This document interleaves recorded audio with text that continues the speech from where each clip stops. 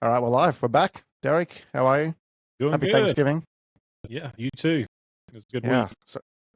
Sorry we missed last week. We were all kind of all over the place traveling, and it's that time of year. But we're back again. No Chris today, but we got a lot to talk about.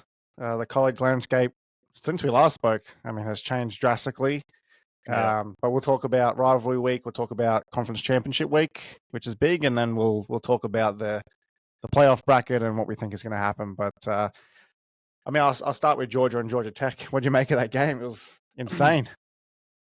Yeah. I about had multiple heart attacks watching that game. I was on the edge of my seat. It seemed like the game lasted for forever. I guess if you're looking for a good football game, you got one out of that one. It didn't look like Georgia was really going to come back, but they did in those final minutes. But yeah, I struggled with that one. It was a W, but I wasn't walking away feeling good. Um, Not that Georgia Tech's not that they're a bad football team. It's just they literally outplayed us and Oh yeah. the whole game. So the fact that they lost that game was a little mind blowing. Um, I don't ever feel good about a win when you feel like you've got outplayed by the other team, regardless of the outcome.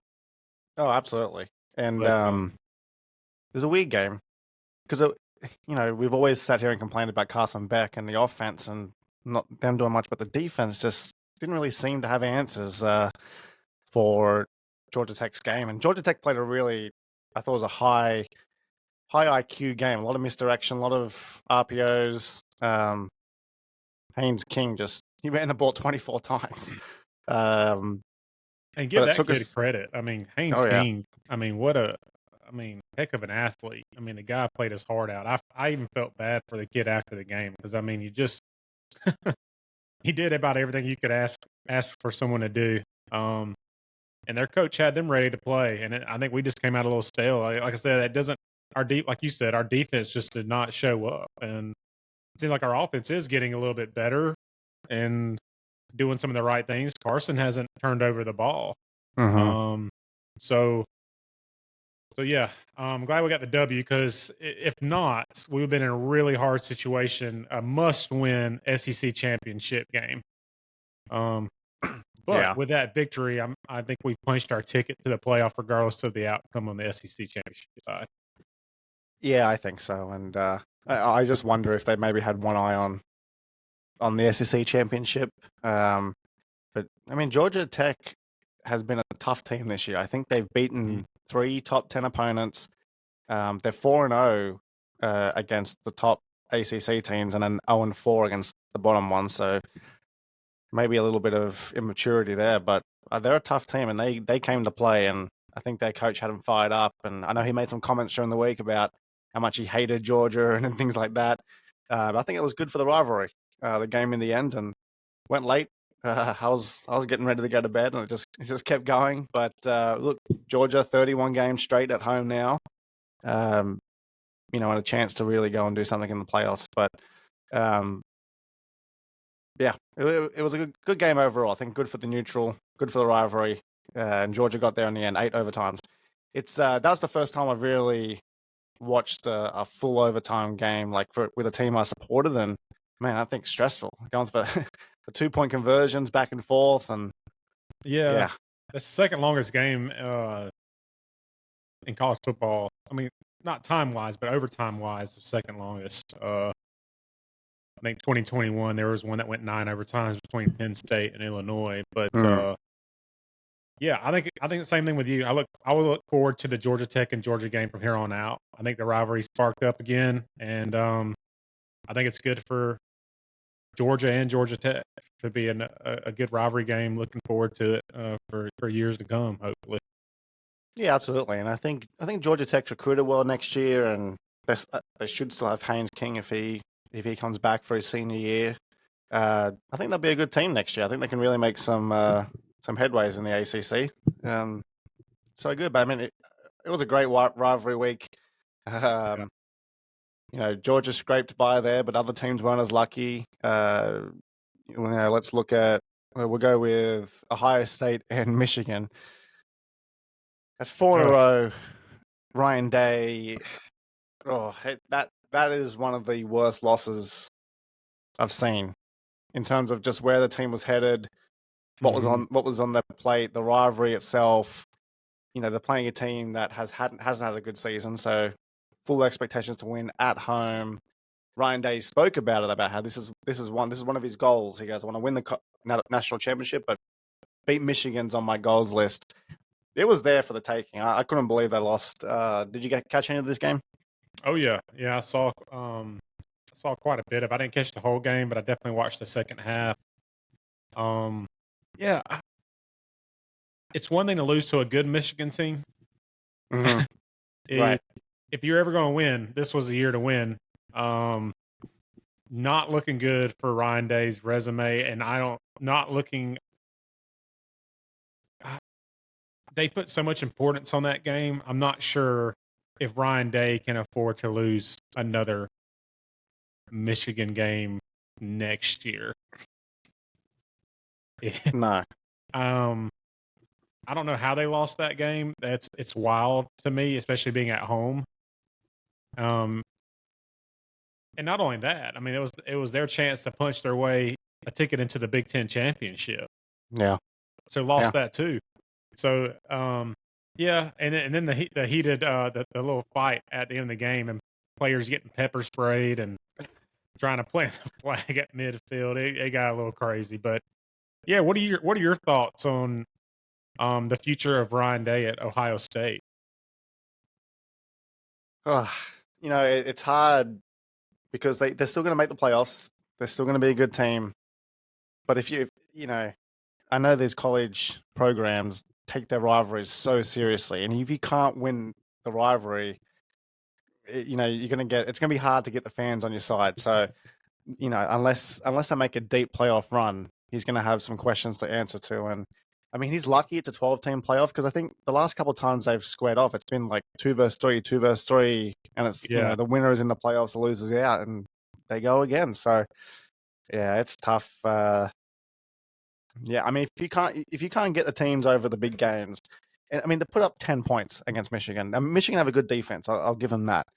But to only put up 10 points when you've been kind of wiping teams and everyone's been talking about your offense, yeah, it's unexplainable. I don't know what happened. It just didn't show up, and yeah, I mean, they're going to make a playoff run, that's for sure. But I think the opportunity for them, you win that, you go to the Big Ten championship, you have a chance to avenge your one loss at the time against Oregon.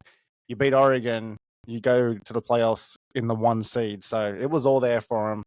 And so I don't know if they were thinking too far ahead, which again would be poor coaching because it's rivalry week.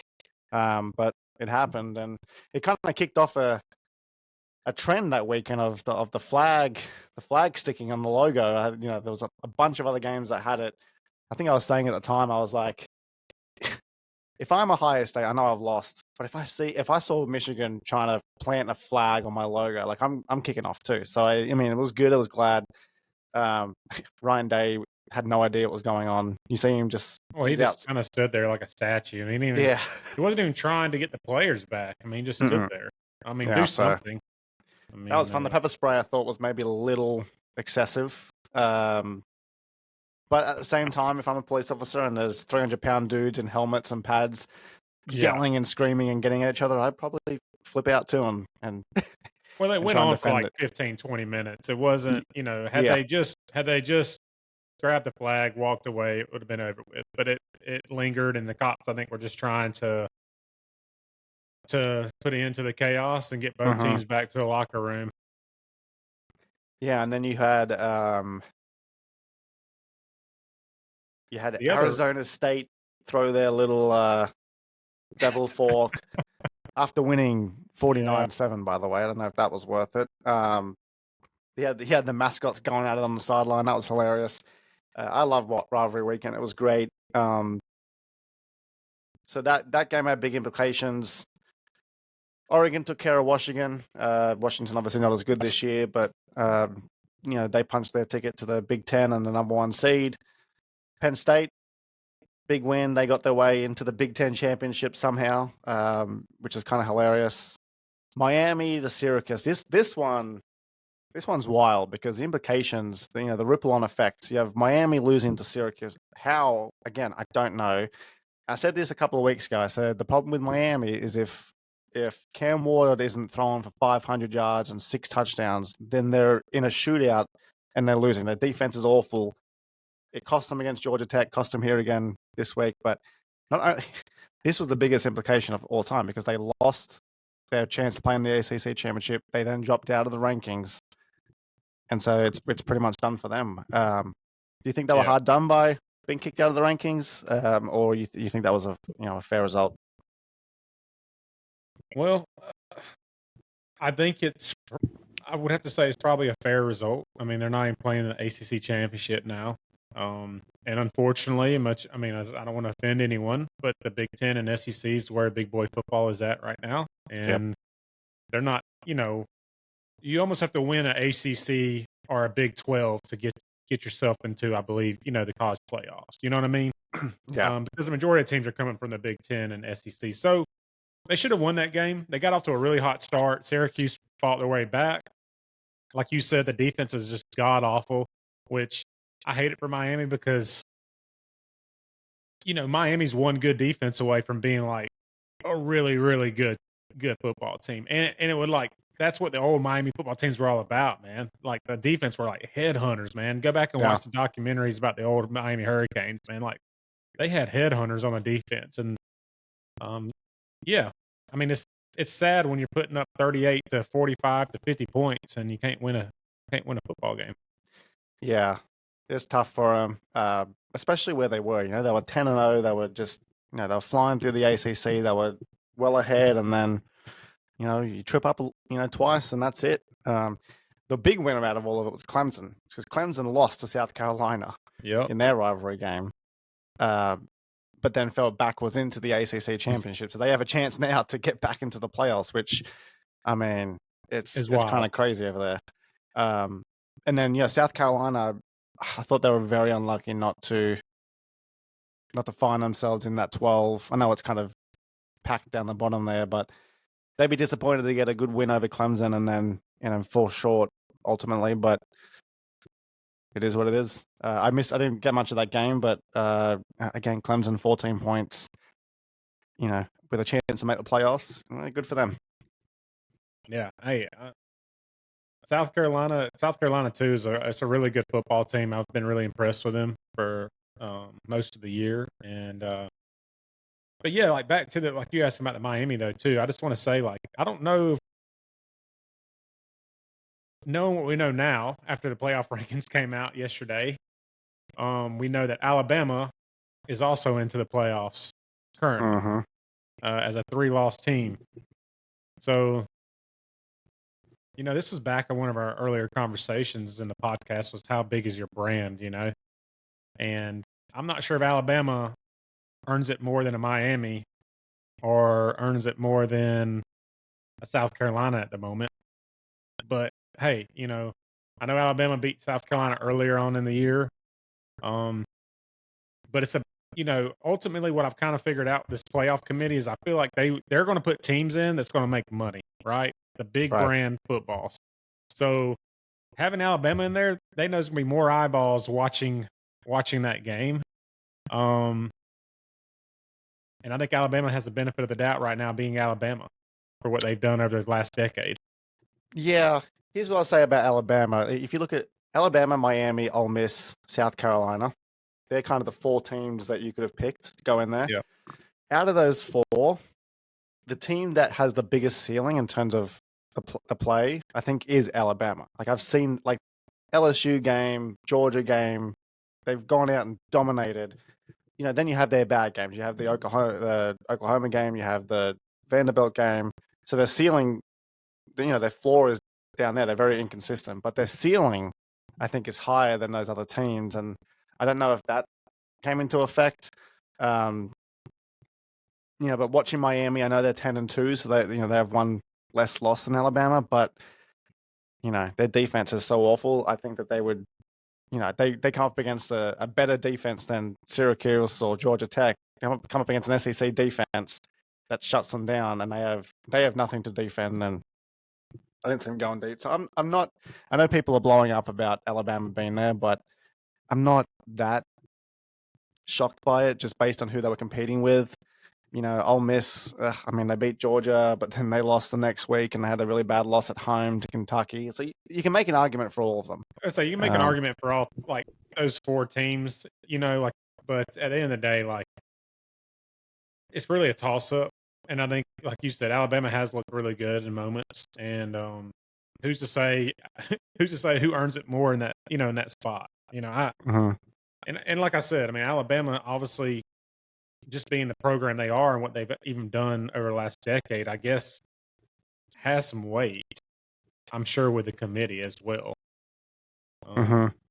So it would make it very, very interesting if Clemson beat SMU and UNLV beat Boise State. That would.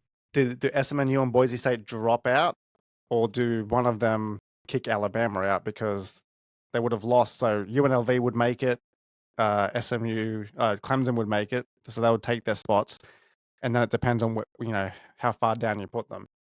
It's an interesting one. I think that would drop out just based on their conferences, but yeah, but if Clemson beats SMU, that could potentially in itself knock out Alabama. Exactly. Alabama's not safe yet. Not safe yet. There's a big weekend to go. We'll see. Let's take a look at the current bracket. I'm going to share my screen here. I say this every week, but I feel like every time we look at this, it changes days later, but whatever. We'll go through again after next weekend. Yep. So you've got Oregon. Again, Oregon's playing Penn State, so that could interchange this week. You've got Boise State there at 4. Boise State is playing University of Nevada, Las Vegas, UNLV. This week in the Mountain West Championship, you got Texas, obviously, playing Georgia. We'll talk about that game in a little bit. Interchangeable there, and then SMU playing Clemson. So that's your 4 predicted conference winners at the moment. And then going through the 12, you got Arizona State winning the Big 12 and making it in. Notre Dame keeps on moving up. Indiana has stayed in there.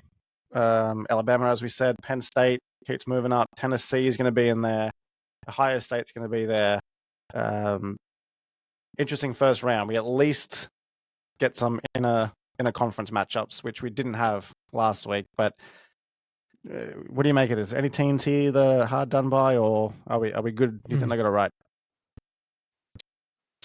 Yeah, I'm fine with it. I think all we just discussed. I mean, like I said, that 11 seed Alabama. Like I said, it could be a toss up between them and a few other teams. But at the moment, the way that it's set up, the way that the rules are, I think they got it right. What I would eventually like to see them do, Mark, I want to get rid of conference championships. Okay, let's talk about 12 that. Teams go in. At the end of regular season play, top 12 teams go in. And the reason I say that is because if you're, I understand people are going to say, listen, at the end of the day, let's just be for real. Boise State can get smoked by majority of this field. SMU can get beat by a majority of this field. Arizona State. I mean, I'm not saying they're not good football teams, but all I'm saying is there are other teams that I feel are better and played a harder schedule that are going to get left out of this playoff because they didn't play in a weak conference. Right. And so I according to the rules, I believe they got this right. But I want them to get rid of conference championships. They should hold no weight. And you just do like I said, a 1 through 12 ranking, who are the top 12 teams are, and they get to the playoffs. And I understand people are going to say, well, how about the Mountain West Conference? They're not going to have a team in there then.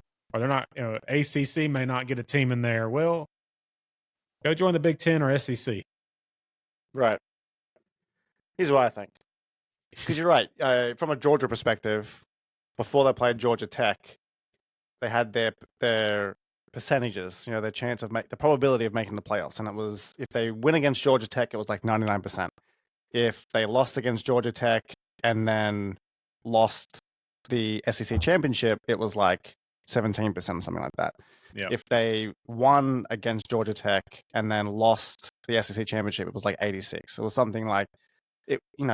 Them playing in the SEC championship was more of a risk than them not making it. I'd still like the conference championships because I don't know, like it's kind of like when I look at the NFL, like the rivalry in my division, for the Seahawks, the 49ers, the Rams, the Cardinals, there's a division game there. So I like the conference being that competitive and rivalry built conference, and then you're the best two play. What I think should happen is the Big Ten and the SEC should play 10 conference games rather than 8, or whatever they play now. It should be 10. That way you kind of move away, you can separate the rankings a little bit better. You then have the top 4 from the SEC and the Big Ten. The top 4 rankings from that are in the playoffs. That's 8. And then you have four remaining teams come from Independence, Mountain West, Big 12. So that way you can still play your championship game, but you know that you're in the playoffs. It just might impact where in the playoffs you come. And then so you have 4 SEC, 4 Big Ten. The 4 remaining after that come from somewhere else. I don't know. Maybe even do, I know it's 12 right now. Do you go out to 14 like you do in the NFL, and the Big Ten and the SEC champion are the 2 buys, and then you have the rest of them play it out? Who knows? This is the first year doing this, so obviously it's not going to change right away. But I agree with you. The conference championships right now don't have as much depth or weight to them as what they used to, and I want to get that back a little bit. Yeah. It's just hard to see. Oregon, I get it. Texas, I get it. It's hard for me to see Boise State and SMU get first round buys. I know. It's tough, man. It's a tough pill to swallow because you just know that, like I said, if you had some of these teams playing in their conference, that wouldn't be the case. But absolutely, it is what it is. Yeah, and then like you look at a team like Penn State in 5, they'd have to play Arizona State and Boise State, so their path to the semifinal is pretty straightforward. Like that's a home game against Arizona State too, by the way. Then a bowl game against Boise State, you'd be favored to. And all of a sudden, Penn State, who I don't think are one of the best 4 teams, is in the semifinal. And what you want here is, I think you want the best teams playing against each other, obviously. But look at like Ohio State, Tennessee, and Oregon jam packed up here, or Georgia and Texas might have to play again in the quarterfinals, and SMU is already Alabama. Like Alabama, we're debating if they should even be in that 12. Well, they'd play Notre Dame, and then they'd play SMU for a path to the semifinal. So I don't know. I feel like it's tough. We'll just see how this season goes. And again, there's no point talking about this because we've got all these big games this week, and it's probably going to change again. And we'll be back next week, and we'll talk more about the actual bracket now that it'll be finalized. So. Yeah, after the conference championships, I'm sure there'll be some changes going on. Mm-hmm. Let's talk about those conference championships. Yep. Georgia, Texas, second time meeting. I want to get your thoughts on Georgia being underdogs for this one. I was a little surprised by that, considering they beat Texas in Texas, and Carson Beck threw 3 interceptions. So they didn't play well and they won. Do you think it's fair? Do you think Georgia should be favorites? What are your expectations for this game? Yeah, I mean, I think part of that comes into play. It's so hard to beat the same team twice, especially in the SEC. So I think some of that's probably playing a role in it. I don't think Texas played their best game either against us. And it was a pretty sloppy game on both sides, let's be honest, offensively. What really helped us in that game was our defense. So I am a little surprised we are underdogs having won earlier in the year, but I can understand why people would have us as underdogs coming off of a close win over Georgia Tech. We haven't played, obviously we came off a loss with Ole Miss, and after that Texas game. So I can understand why people say I don't know if they can beat Texas twice, but a couple of things going on here is Georgia offensively has looked a lot better, in my opinion. Now I'm worried about the defense. Yeah. But if our defense shows back up like we played against that, in that Texas game, I wouldn't bet against Georgia. And we're in Atlanta on this game, so it's gonna be a whole different atmosphere Oh yeah. compared to us being in Austin. So I am a little shocked by it, but I'm hoping for a good game. But I need Georgia. I would love nothing else for Georgia to beat Texas twice. Oh, absolutely. In terms of rankings, I'm looking at this now. If just say, let's go through two scenarios. If Georgia loses, I don't see them dropping down because you've got Ohio State and Tennessee at 8 and 9. I don't like they're not playing, so I don't know how they can jump Georgia, especially when Georgia beat Tennessee. Then you have Indiana at 10. Again, like I can't see Georgia falling that far down, and Alabama 11. Does Georgia stay at 7 if they lose this, you think? Or do you think, again, this is where the championship disadvantage comes in? Does that third loss then work against them and push them down, maybe outside of a home playoff game? It's hard. I was reading an article about the chairman of the committee. I think is it Manuel Ward or who's the athletic director at Michigan. Mm-hmm. When they asked him about that, they said that they value these teams playing in the championship, these conference championship games. But it would be interesting to see, if Georgia were to lose in a close one, I think they would have to stay at 7. If they were to get blown out, I mean, they're still going to be in the playoffs. Maybe you can make an argument that they drop them maybe to 8 and maybe move Ohio State ahead. That could be a possibility, but I don't see they could drop them much farther than that. Yeah. And then it's hard to if you're penalize a team that plays in the SEC championship game, in my opinion, regardless of what the score is at the end of the day. Yeah, exactly. And if you drop them to 8, right, you have Georgia and Tennessee and then Ohio State, Indiana. 2 games we've already seen this year. If you're the committee, I'm just going, we don't want that, My fear would just be Georgia dropping out of a home game in the first round if they lost, which I think would be extremely unfair. But we'll see. And then for Texas, if they lose, do you think they keep 5? I think they'd be still above Penn State. But again, Penn State's also playing the Big Ten, so that's another thing to consider as well. I don't know. Or you got a 1-loss Notre Dame team too. Yeah, who can move into number 5. Yeah, and they're not playing this week either. There's so many different outcomes. Like if Oregon loses, for example, does Penn State go to number 1? Which would be crazy, and then Oregon would go to maybe 5. I don't know. There's a lot that can happen. It's going to be crazy. Like, all these conference championships. There's so many possibilities.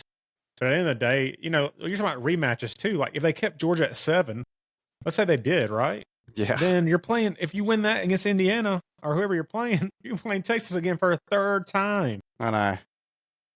So it's like, I don't think there's any way to avoid rematches. You know what I'm saying? Oh, there's going to be some rematches along the way.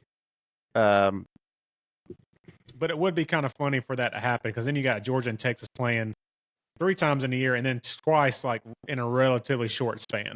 Very short. Yeah. Well, again, it's all going to change Sunday. We have Penn State, Oregon. Can you see Penn State with an upset here or at least making it competitive? I'll call out when Ohio State played Penn State a couple of weeks ago in Penn State. I watched that whole game, and Penn State didn't look threatening at all. I feel like they're a level below the top teams in the Big Ten, so I don't see them challenging Oregon. But again, Oregon has this little, shakiness in them where they don't dominate a game from start to finish, and you never know. But Oregon clear favorites here, I believe. Yeah, I think so. I would have much rather seen an Oregon-Ohio State rematch. Unfortunately, that's not going to happen. Yeah. Penn State, I mean, they're good, right? Like they always put up good seasons. I mean, they're a program that obviously is kind of like like a Notre Dame and like an Alabama. A lot of history with Penn State. Um, and I think they have a good team. They're kind of boring to watch. Terrible. Offense doesn't do anything for me. They typically have a pretty good defense. Um, kind of well, I wouldn't say it maybe possibly this year, but it kind of remind me of a Pittsburgh Steeler team. Yeah. They No always have a good frills. defense. They do just enough on offense, but I think Oregon is going to take this one. I don't think it's going to be. I don't think it's going to be that close, to be honest with you. Yeah. And then the ACC championship is another interesting one because this one and Boise State are interesting because they have more meaning than the other two. If SMU loses this, they're ranked third right now, or they're third in the bracket. They could drop out altogether, and you could get Clemson in that third spot, who just lost on the weekend. It's kind of crazy, but if you're SMU, I'm a little nervous because something about Dabo Swinney and hey, we got another chance here. Let's not ruin this. They could come out, but this could be an interesting game. Do you think SMU gets it? I hope they do. I mean, they deserve it. I hope they do.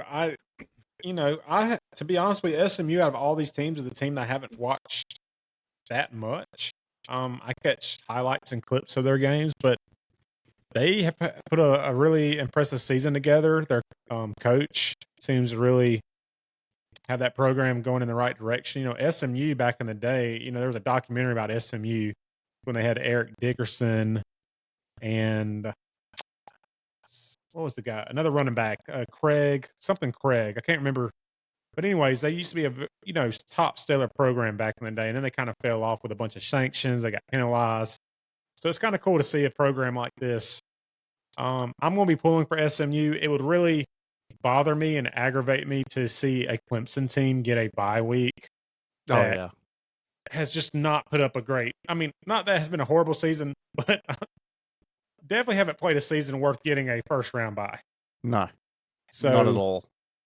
if Dabo and Clemson makes their way into a first round bye, though, it will drive me nuts. Because I honestly am not a big fan of Clemson, and to be honest with you, I'm not a fan of Dabo Swinney. I'm sorry. No, I'm just gonna say it here. Any fans listening, I'm sorry. Don't like them. Don't like Clemson. Sorry. Yeah, I mean, the only other hope, like if Clemson wins a real close one and then Arizona State blows out Iowa State and they jump into the bye spot and Clemson goes into 12, but I mean, now we're just splitting hairs. But speaking of Arizona State, Big 12, they've actually been one of the most interesting conferences this year because it was BYU all the way. Yep. Then Colorado started making this big charge and they had all the momentum. And then Arizona State came out of nowhere, and then Iowa State. I haven't heard of them all year. Now it's Iowa State and Arizona State in the Big 12 championship. Again, big implications. This is a win and you're in, lose and you go home.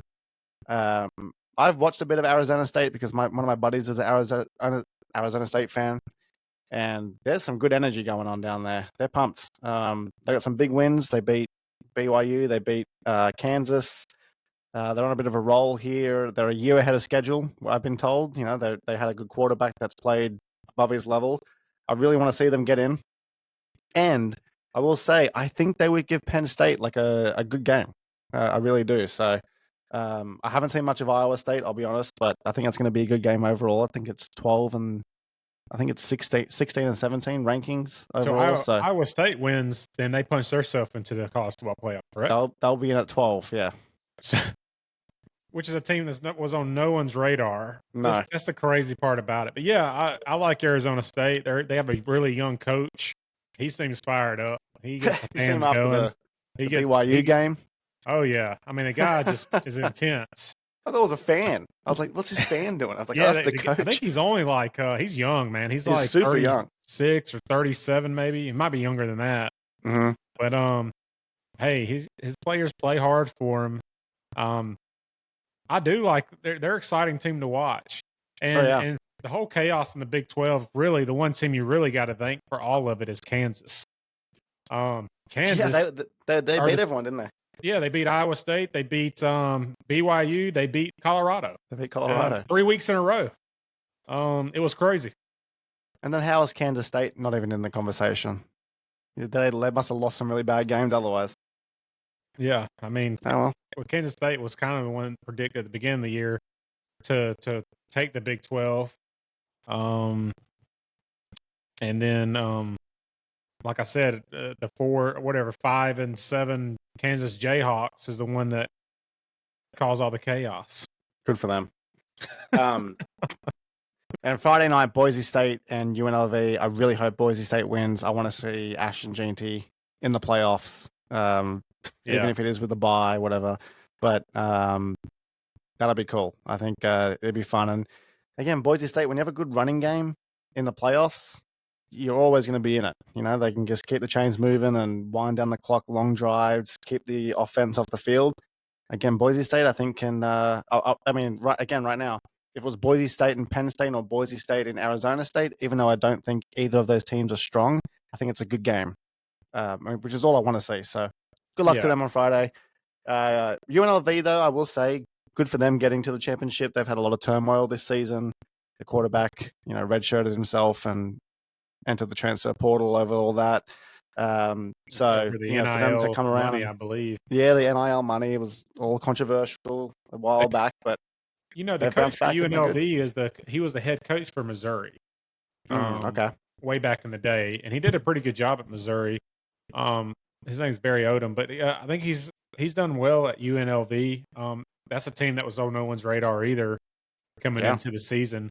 And as much as I was complaining about obviously the way the whole bracket thing's set up, Mark, I do want to say, I hate to admit it, but I am looking forward to watching some teams I normally don't watch, and this is going to make me watch them, right? Like I'm going to watch an SMU team that I have literally not watched all year. I'm going to see a Boise State team that I really haven't catch much of. Haven't watched much of Arizona State. So I think ultimately, at the end of the day, if you're just a college football fan, I think it is good for the sport. Absolutely. I cannot wait for that first round because you got the Friday night and then you got three Saturday games back to back to back. That's going to be an awesome weekend. And then, of course, your New Year's Eve and New Year's Day for your quarterfinals is going to be fun too. But very interesting. Before we go on to the NFL, did anything catch your eye from National Signing Day today? Anything crazy? Nothing crazy. Georgia did lose a commit. It was a running back from Leesburg, Georgia. He flipped to Florida State, which hurt us a little bit. We dropped to number 2, I believe. We're either at number 2 or number 3. We started off the day at number 1. I think Texas took the number 1 spot. I think last I saw, though, I think it was Texas 1, Alabama 2, Georgia 3 for the top 3 classes. But there are a couple of guys that have not committed that are in there are some guys in the top 300 prospects that haven't committed yet, and I think Georgia is the I guess I want to say top spot for a couple of those guys for a couple of 5 stars, I believe. So if we can get those guys, we may jump back into the number 1 class ranking, but yeah, I always love National Signing Day, early signing day now. But either way, we're coming out with a heck of a class. I think we got 27 commitments, and That's awesome. A lot of them are 4 and 5 star guys. So a lot of quality guys coming in. Yeah, I think I saw 16 of the top 300, which is impressive. And another stat, Georgia, 9 years in a row of top 3 recruiting classes. Yeah. So they've got a good pipeline going on now. Michigan's going to be excited. Bryce Underwood, number 1 ranked player. I think Dave Portnoy pulled out his checkbook and got him over there. But same with Julian Lewis to Colorado. That's the crazy thing about NIL now, man. It's just these programs that would not get these kids before are getting them. That's it. These kids want payday, and they want to be the face of a program. So that's what they want. They want playing time and they want money. I think Chris and I were talking about this at Thanksgiving. I feel like there's gonna have to be some type of NIL, guideline, salary cap, something, before it gets a little too out of control. I was You don't want reading, it to turn. I was watching a podcast with two guys that they kind of do what we do. They talk about, but mainly just college football. But they were saying like maybe do a salary cap where every program, they get 20 million. Right. You Exactly. know, and how you spend that 20 million is up to you. You could give it to two players, give it all to one player, but that's what you get. Yeah. I think where it gets tricky is, the endorsement side of things, like, can you have a local dealership say, hey, we'll give this guy $10 million, and it's really through the school, and then there's a backdoor, deal with a dealership, local dealership. It's going to be tough, but they have to do something because they've kind of just let it blow up, and you just don't want it. You don't want a billionaire to come in who's a Colorado fan and just say, give the top 50 recruits $20 million each. I don't care. It's nothing off my plate. And then you've got this super team. You don't want to ruin that competitiveness that we have here. But again, we'll see. I don't think it's having too much of a negative impact yet. I think it's good that teams like Colorado and that can, attract these type of players. You just don't want it to get, too out of control. Yeah. All right. NFL time. All How's your right. fantasy team going? I saw McCaffrey and Mason down in one game. Man, I I will never, I'll never, hopefully never make that mistake again. Finally get McCaffrey back. And not that he's putting up crazy numbers, but he was, getting healthier, and I think he had like first quarter, he already had like 12 or 13 points for me, and I was He like, was man, running he's about well. to have a great game, and yeah, they both out now in IR, and I'm just holding on, trying to get that last, trying to get me a playoff spot. Yeah, so I think it's you and my other buddy in Australia, you two Yep, playing. It's yep, me and Chris, and yeah, essentially the two winners make it, the two losers drop out. So, that's right. whew, all right, let's go. Which I'm even shocked that I'm in that. I'm glad, but my season started off really bad, and I was able to kind of just claw myself way kind of back into it. Yeah, me It didn't too. help losing to you the other week. I really needed that win, but Yeah, but sorry hey, about that. the way it goes. All right, let's take a look at let's start with the NFL playoff picture. So two teams are clinched, the Yep. Chiefs and the Bills. We'll talk about them first. I sent a message to Chris the other day. The Chiefs might be the worst 11-1 team I've ever seen. I Right. mean, they had a walk-off field goal against the Panthers. They had some devil magic, which is going around to beat the Raiders again with a botched fumble. They've won, I think, 4 or 5 games with, either a blocked field goal or a walk-off field goal. They're not playing well, right? But people like Chris, Chris doesn't want to write them off because it's the Chiefs, and I get that. But man, I'm watching them play, and I'm like, this team is not a good team. They're just somehow getting away with it. I don't know. Well, I mean, what do you make of it? I want to. Yeah. Let me look at something real quick. 1, 2, 3, 4.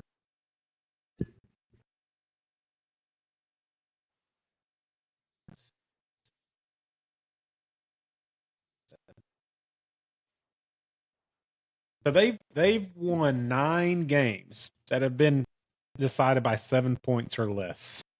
Right. Which is just like you said. I mean, it's just they might have to be either the luckiest team, either the like you said, the worst 11-1 team that you've seen, or they're just like the luckiest team you've ever seen. But yeah, I I don't know. I mean, it's hard to bet against them because like it's like one of those things. Like you're like, how do they win in all these games, but they still find a way to win? Mm-hmm. Um, Yeah. And if they I hold just on to that number 1 seed, again, yeah it's gonna be tough to go to Arrowhead in the playoffs. yeah So they might just get there again. And again, last year they didn't look that great either, and then they just turned it on in the playoffs, beat the Bills, beat the Ravens, and then went to Super Bowl and beat the 49ers. Like they beat the three best teams in the league. So again, I'm not going to sit here and say there's no chance, but I feel like this is the season where they're there for the taking because they're just not playing well. And again, you were talking about the 7-point games against the Ravens. It was week 1. It was the toe, Isaiah Likely's toe, that won in that game. Against the Bengals the next week, I think there was a pass interference call that was very late. That got them a walk-off field goal. The Falcons, you had the pass interference on Kyle Pitts in the end zone that they didn't call. They won the game by 5 points. Then you go to the Buccaneers, went to overtime. If you're the Buccaneers, you really should have taken the 2-point conversion there and gone for the win. Yep. Didn't. Broncos, blocked field goal to win. Lost to the Chiefs. Panthers, Panthers aren't a great team, and you had to go down and kick a field goal to walk off and win that game again. And then what happened on Black Friday against the Raiders? We just spoke about the botched snap. So they've gotten super lucky, but these champion teams, I guess, make their own luck. But I just feel like it's going to run out, and they've got the Chargers, which is going to be tough because they're a solid team. Texans. And they've got the Steelers as well. So they can't afford to lose a game because they lose one more game and they're going to drop to the Bills. We'll talk about next. But yeah, I don't know. I think they're vulnerable. And I was thinking about it. They've been in the AFC Championship all Super Bowl every year since 2019. So yeah, I think we're ready for someone else. They're just one of those teams, though. It doesn't even. They could have gone. They could have made it at a 7th seed, or you know what I'm saying. Yeah. And like you said, man, something about them when they get to the playoffs, though, it's like they turn into another team, man. I mean, they're the Patriots from the early 2000s and mid 2010s. Like they're always there.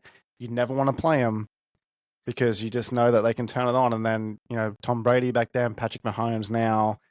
You don't want to go against Patrick Mahomes in the playoffs because the guy is the best quarterback in the league. Even when he's not playing well, he's going to pull something out. I trust him more than I would trust any other quarterback in the playoffs. So we'll see. I mean, I'll hope. Sorry, Cheats fans. You've had fun. I want someone else. Also, was it Chris that was saying that Bills were not a contender? It was. Yes. Yeah. Chris, I'm sorry, bud. But Bills are looking really good right now. Playing really some great good football, and Josh Allen, what a stud. Guy's just lights out. First ever player to have a passing, receiving, and rushing touchdown in one game in 2-3 feet of snow as well, I might add. Yeah. The thing about that game, which was so impressive on Monday night, or Sunday night, whenever it was Sunday night, was he didn't really throw the ball too much. They ran the shit out of it and scored 35 points. Right. There's a few teams that we'll talk about. Off, didn't he? I mean, he had a heck of a game. Oh, James Cook absolutely killed it. Yeah. Dominated. 49ers are obviously beat and they're not looking great, but the Bills, to me, the Bills are the best team in the AFC. If the Chiefs step up or slip up, and the Bills get that number 1 seed, I think it's going to be tough to beat them in Buffalo through the playoffs. If they don't, if the Chiefs end up with number 1 seed, I still think the Bills can beat them, but that's going to be a hell of an AFC Championship game if that's what it is. So we'll see. But yeah, I agree. I think the Bills are the best team in the AFC, maybe in the NFL. I mean, to me, there's 3 teams we'll talk about. And what I look for is complete teams. Teams I look at and I don't see too many weaknesses. The Bills are one of those teams. I mean, run the ball, throw the ball. You've got probably the MVP favorite or one of them in Josh Allen. The defense is doing a great job too. So they got the Rams this week. I really hope that the Bills win for Seattle's sake. But yeah, these 2 teams are the best in the AFC, and they're the first 2 teams to clinch a playoff seat. But if we look at in the hunt, all right, start with the Steelers. Going well. I mean, they put 44 points on the Bengals. Bengals defense is awful. We knew about this. The Contenders, as Chris called them. Sorry, Chris. No more shots at you while you're not here. But I mean, they're doing well. This is the team that is more complete than what people think. They've got a good O-line. They've got good receivers. They've They've got a great defense. TJ Watt, to me, is the best defensive player in the league. And Russell Wilson, I said this the other week, but he might have an interception here. He might not have his legs or that running around like he used to, but he's a smart quarterback. He knows what to do. He knows where his receivers are. He knows when to feed it to his running back. He knows when to check down. They've got a guy that's what the Steelers need. They've always had all the pieces, but they've always had a quarterback that maybe, threw an interception or lost a ball. With Russell Wilson, I think they're in a spot where I think they deserve that number 3 spot for sure. Yeah, In a and I tough don't think they division. need a Russell Wilson from 10 years ago or anything like that. They just need, like you said, a Russell Wilson that makes smart decisions, not to turn over the ball, manages the game, and good for Russell Wilson, man. Coming from the Denver situation, obviously him and Sean Payton relationship was strained. Gets to the Steelers, and hey, I'm glad for Russell Wilson. He, especially on a Steelers team that's doing really well. And Mike Tomlin, I think they said, I mean, that guy has to be one of the best head coaches in football. Never had a losing season. Never had. Yeah, I mean the guy's incredible. Mhm. I just like him so much. I like it. I like his swag. I like the way he carries himself. He's just not going to back down. He's a heck of a head coach. And Yeah. if you would have told me the Steelers they were sitting at 9-3 at this time of the year, I probably would have said no. No, they're not. But hey, they surprised me, and I'm impressed. Yeah, I mean, I always knew they had a good defense. You always knew they'd stay in the game, and that's the joke was always, oh, they're a 9-8 team, 9-8 team, 9-8 team, because that defense would keep them in games where they'd scrape in, but they'd do so much carrying that they would lose a lot of games too. But this year, again, their offense is doing what it needs to do. It's not a Bills offense. It's not an Eagles offense that's exciting and you want to watch it, but it does what they need to do.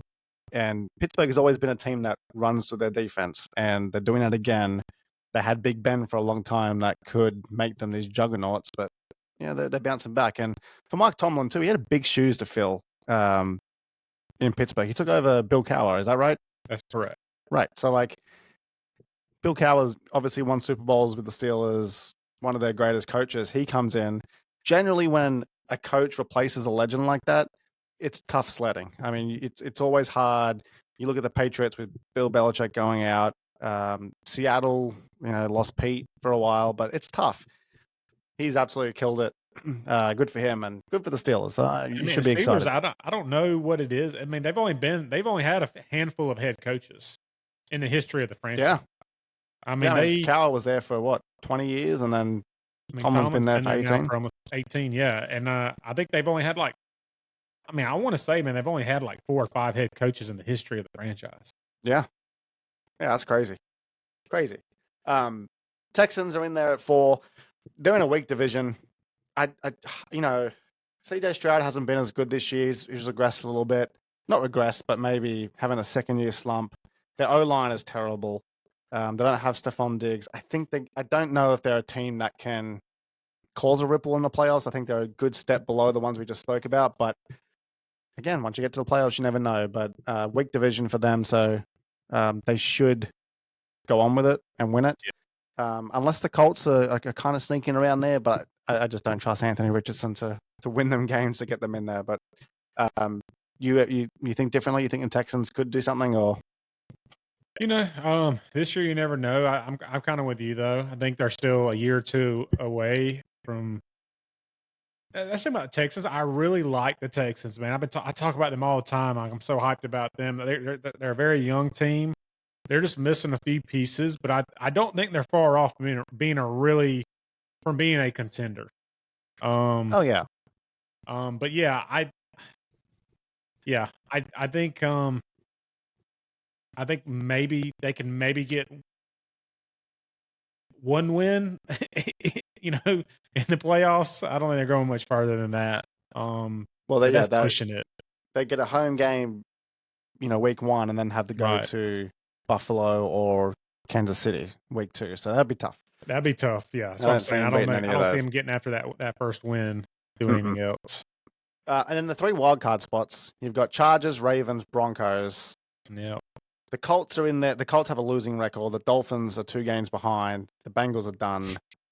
So this is essentially this is the playoffs. Unless some of these teams have a complete collapse, this is who the playoffs going to be. In what order we don't know yet. But of these wildcard teams, I think the Ravens are obviously the team that can do the most damage. I know I've been very on the Ravens all season. They disappoint me. That doesn't mean I don't think that that's a team that can do some damage. They have a good defense. Their pass defense has improved. It still struggles a little bit, but Lamar Jackson, Derrick Henry, they're good. Chargers, they've been good. They have a bit of a no frills roster, not much going on there. And then the Broncos, I mean, they've improved a lot. I'm happy with them. Bo Nix doing really well. So these are three teams that I would like to see in the playoffs, and they're three teams that, again, could do damage. The Steelers, again, we know the Steelers are a great team, but they're not at the level of the Bills and the Chiefs. So they're beatable. They're there to be beaten. Yeah. Again, we just spoke about the Texans, so the Texans are a team to be beaten as well. So these wildcard teams could do some damage. What do you make of these teams? And do you think there are any teams that could take their place based on what we're looking at here? No, I don't think any team. I'm agreeing with you. I think that's the playoffs there. I don't think any team's taking over for any of those. Chargers, Jim Harbaugh came in, he's a great head coach. I think he's going in the right direction. Don't see them being a contender at the moment. Ravens can be. We talked about how explosive their offense is. Their defense, I thought looked pretty good against Philly the other night. Came a few plays short, obviously, in that game, but I do see them improving. And man, the Broncos, what a surprise, man. I'll give it to them. Complete turnaround. You can argue that Bo Nix might be having the best rookie quarterback season of all out of the Jaden Daniels, May, and Williams. So it's a good debate, that one. Yeah, and we were going to talk about it when Chris is back about the rookie quarterbacks because he feels very strongly about Jaden Daniels. I think Bo Nix could definitely get it, especially from this team that was started off poorly has done really, really well lately. One last thing before we move on to the NFC, the Ravens. Justin Tucker is costing them games, which is crazy. to say that, right? It's a real problem. It's a problem where if you're John Harbaugh, you got to think about letting him go because he's costing games. He missed another 2 field goals on the weekend against the Eagles, 2 go-ahead field goals as well. I saw a stat where like his misses have contributed to a lot of their losses lately. So that to me is their biggest weakness at the moment is which is wild kicking. because Justin Tucker has been one of the best in the game for so long. Even one of the clutch, as far as being clutch, I mean, he's been one of the best. Oh, and so best. when I saw him miss, I mean, I'm just like, what's going on? You think he's in his head? I mean, he's obviously still a great kicker. I mean, but he's missing field goals that he used to be able to make blindfolded. Yeah, and like it's not I know when you get older, you lose a bit of power, lose a bit of speed, but it's the accuracy. You shouldn't be losing the accuracy. And he's missing him from inside 50.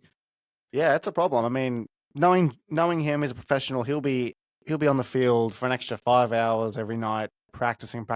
So but I guess it is in his head. He's got the jitters. I'll go back to Well, I think that's why Coach Harbaugh too, like John's not gonna let him go because of how much he has done for the franchise. Yeah, exactly. That's he has so much credibility. Like it's hard to let a kicker go that's done so much for you for the franchise. Mm-hmm. I don't know I can't remember his name. He was the kicker for the Packers for the longest time. Chris would know, but he had a season where he missed a lot, and I was like, oh, they're going to cut him, and then he rebounded next year and played another 4 or 5 years with them. Was it Crosby? Crosby. Yeah. Is that him? Yeah, I think so.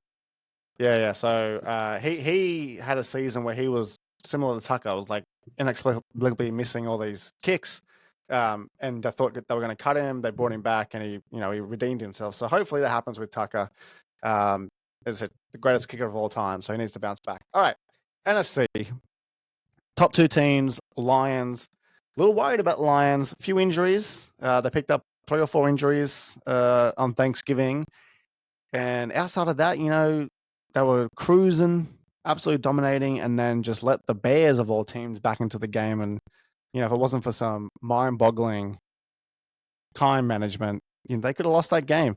I'm a little, when I look at the Eagles, when I look at the Bills, I look at teams, I'm like, this team is all in. When I look at the Lions, I'm a little nervous. Do you feel the same way, or am I overreacting? They're still the best team in the NFC, I think, but a Yeah, few cracks. I still like the Lions. They have lost a little bit of steam, and kind of to your point, you see the Eagles there. I feel like Lions have maybe fell back a bit, and the Eagles they're just progressing. They're getting it feels like they're getting better and better. So, still like the Lions though. They're still definitely a contender. They still have a chance to win the first Super Bowl. I'm pulling for the Lions. I love the story. I love their head coach, Dan Campbell. I mean, I like their offense, obviously. But yeah, it'll be interesting. Eagles have definitely in the last 5 to 6 weeks just looked like a completely different team than we saw earlier in the year. And those guys look like they look like they're a hard team to beat at the moment, though. I mean, we were talking about Sirianni getting the chop, getting sacked. Yeah. They've come back. What's really, really funny, and if you don't agree with me, let me know. But the Lions and Eagles, their biggest weaknesses to me is quarterback. Like, the quarterbacks are surrounded by weapons, so that they're just serviceable. But if the Lions go down 21-0 in a game, do I trust Jared Goff to throw them back into the contest? No. Do I trust Jalen Hurts to throw them back into the contest? No. Jalen Hurts is not great outside of the pocket. He's serviceable, but these teams are so strong, offensive line, running back, wide receiver, that they don't need to have a Patrick Mahomes or a Josh Allen to win. So it's funny to say that the top two teams in the NFC, their biggest weakness is quarterback, but that's what I think. And this season's been different for quarterbacks. They haven't been as dominant as they have in the past. And maybe there's a shift in philosophy that you don't need a crazy Josh Allen guy to put on your back. You need to surround a quarterback with just weapons on the O-line, weapons in the running back, great receivers, and they can get the job done. I mean, Sam Darnold as well at Minnesota. He hasn't been a great guy, but he's doing well with them. Well, am I wrong? No, no. I mean, I don't think you're wrong, but I will say you can look at some teams that have won Super Bowls with quarterbacks that just did that. I mean, I think of a couple just growing up. Think of the 2002 Tampa Bay Buccaneers, Brad Johnson. Guy was surrounded by talent, but nobody thought Brad Johnson was a Hall of Fame quarterback. But he did what he had to do to win football games. Right. 2000, I think the 2000 or 2001 Baltimore Ravens, Trent Dilfer. I mean, Trent Dilfer. Yeah, I mean, these guys, they knew how to manage. They didn't turn the ball over. They knew what they had around them, and they were smart enough to know, you know what? Just don't turn the ball over. Make sure I manage the clock well, and I'm going to let these guys do what they do. Yeah. And those two teams won Super Bowls. So, it's I don't think Lions and Eagles need that kind of quarterback, to be honest with you, to win a Super Bowl. They don't. But yeah, just on the Eagles, like I look at their team on both sides of the ball, and I struggle to find a weakness. Like their D line is incredible, and I know Jalen Carter had his issues in the draft, but for him to fall all the way down to 9 for the Eagles to get him is an absolute steal. And their secondary is dominating. I mean, they've got a few rookies there. They've they've got some veterans out there, but they're doing so well. Saquon Barkley, I think is an MVP. Like I think he is the MVP this year. I know people will say Josh Allen, but he's absolutely dominating. I look at that team and go like, how do you beat it? I look at the Eagles the way I described the Ravens earlier on. I'm like, on offense, if you're trying to game plan against these teams, how do you beat them? And Devontae Smith hasn't played for a while. When he comes back and you add him with AJ Brown and Saquon, I don't want to try and defend that. I mean, this team is stacked. I think they're the best team in the NFC. If the Lions strip up and the Eagles get that number 1 seed, I think they're going to be very, very tough to beat. How bad is that thing to be a Giants fan and seeing the season that Barkley's having at the moment? Well, you've got Saquon Barkley. You've also got Xavier McKinney at the Packers, who Yeah, has who's 7 having a heck of a interceptions. year too. Yeah, So you could have the MVP or Offensive Player of the Year and the Defensive Player of the Year both have just recently left your team. That's tough. That's really tough. Mm. Yeah, it's tough to be a And the Giants quarterback fan, that you just paid however much money to is now off the team. and he's gone. And then you have the whole Hard Knocks stuff as well, where you have the owner being like, "I'm gonna have a real hard time sleeping if Yeah, Saquon goes to Philadelphia," and there you that go. happens. So, yep, sucks to be a Giants fan.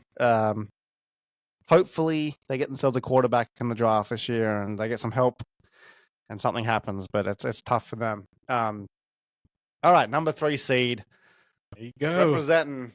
I know, big turnaround for these guys, the Hawks. Look, our offense is really bad still. Our O-line sucks. Our O coordinator, Ryan Grubb, he was the O coordinator at Washington last year. Took him to a national championship, obviously.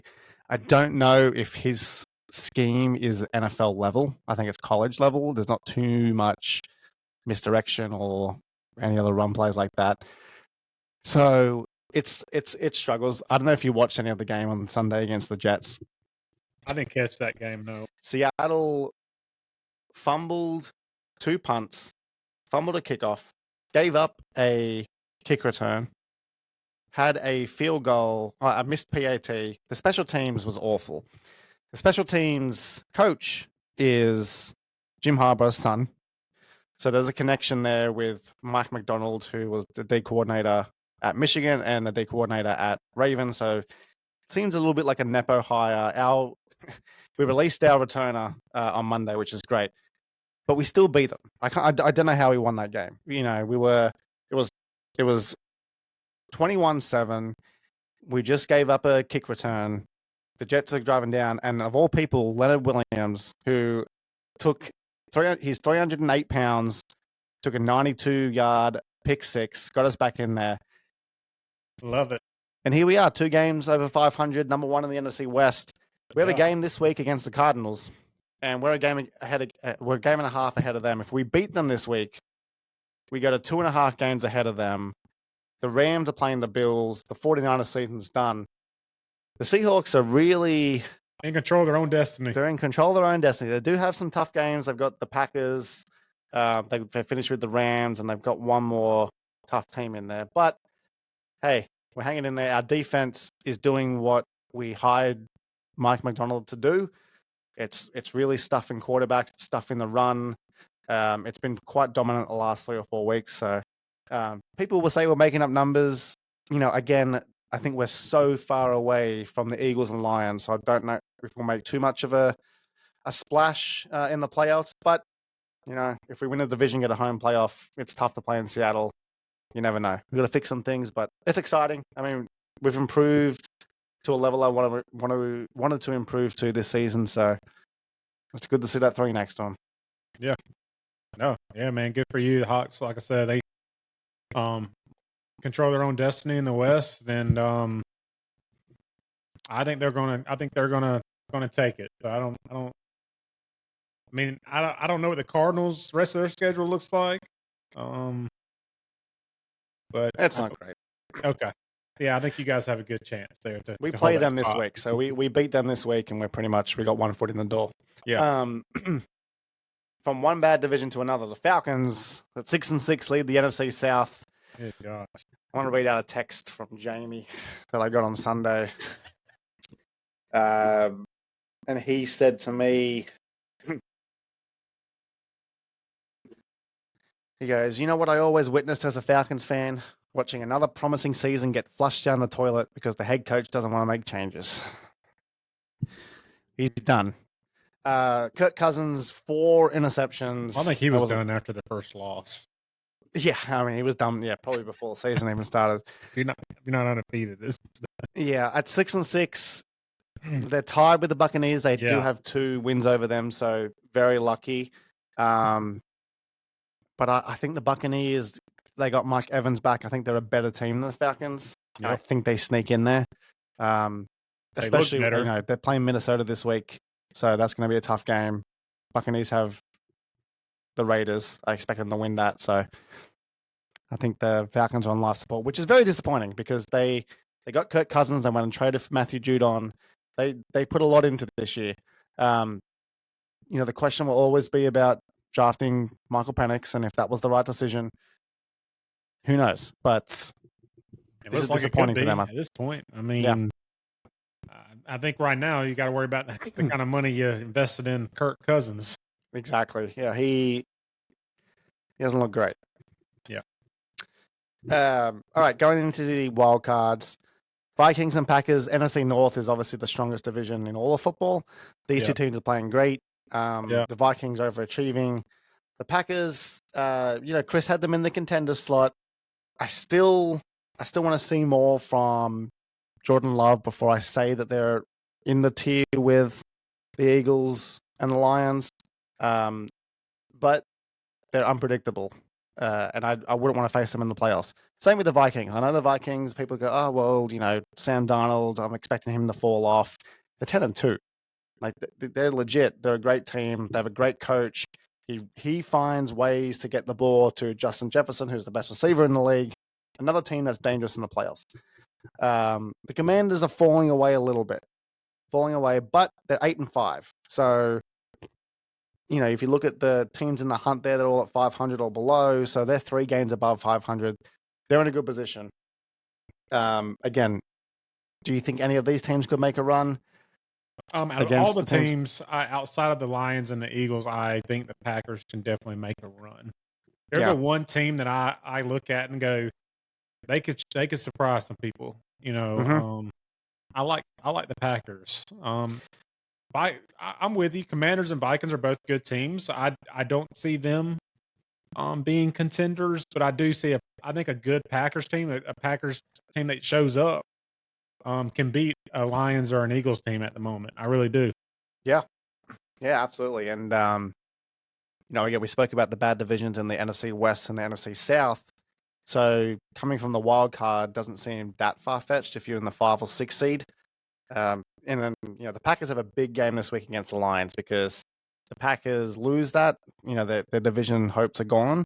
We just spoke about Detroit being a little vulnerable, so the Packers win that game, and all of a sudden there's pressure on the Lions, and you never know what can happen. Any teams outside now that you can see outside of the Buccaneers making it? Any teams you think could do some damage? I personally don't think so. Obviously, the Cardinals or the Rams could win their division, but I don't think that any other of these teams are gonna sneak in. No, I think Buccaneers have the best shot, obviously. And they do look a better team than Atlanta, but yeah, I don't think so. And I do look forward to that Detroit and Green Bay game. That might be a good game to watch. Tomorrow night. Yeah, tomorrow night. You think it's going to be like I think it's going to be like an offensive shootout, maybe. What do you think? Yeah, the thing I worry about, this is where I talk about the Packers. The Packers are more explosive, I think. I think Jordan Love is a better quarterback than Jared Goff. However, if the Lions play the way they played in the first half against the Bears, where they're just suffocating that defense and then they just run the ball down your throat, that's where I get a little bit worried about Jordan Love, because then he gets out there and starts thinking, we haven't had the ball for 10 minutes. We need to get a touchdown. He starts doing his little cowboy throws and gets a bit out of rhythm. So if he can stay in rhythm and he can stay calm and mature in the pocket, it's going to be a great game. And again, you put a bit of pressure on the Lions and force Jared Goff to throw a bit more. That's where they can be beaten. So we'll see. I think it's going to be an awesome game. I'm looking forward to it. That's for sure game of the week. Yeah, good way to start off the weekend. Yeah, for sure. Look forward to it. Kick off that, then you go into Friday night. You start getting into the conference championships. It's a big weekend, and Kaylin, my wife said to me, "Oh, when's football ending?" I was like, "Baby, we are in the prime time right now. The business end of the season. This is the exciting part. I'm sorry, I'm going to be unavailable Saturday, Sunday for the next month, but this is exciting. I'm super pumped.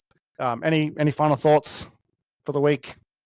No, I'm with you. Just I'm excited to watch some conference championship games this upcoming weekend. Good matchup tomorrow night with the Lions and Packers, and I'm with you. You got football, and then now you have prime time football. This is it. So Prime time this is football. this is what we look forward to as football guys, right? Like these are the games that we look forward to.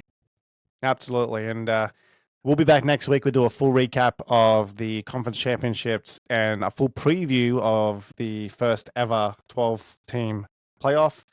And then we'll have some more to chat about with the NFL as well. Some big games this weekend. So Fans Huddle podcast signing off. Thank you guys, and we will talk to you next week. See ya.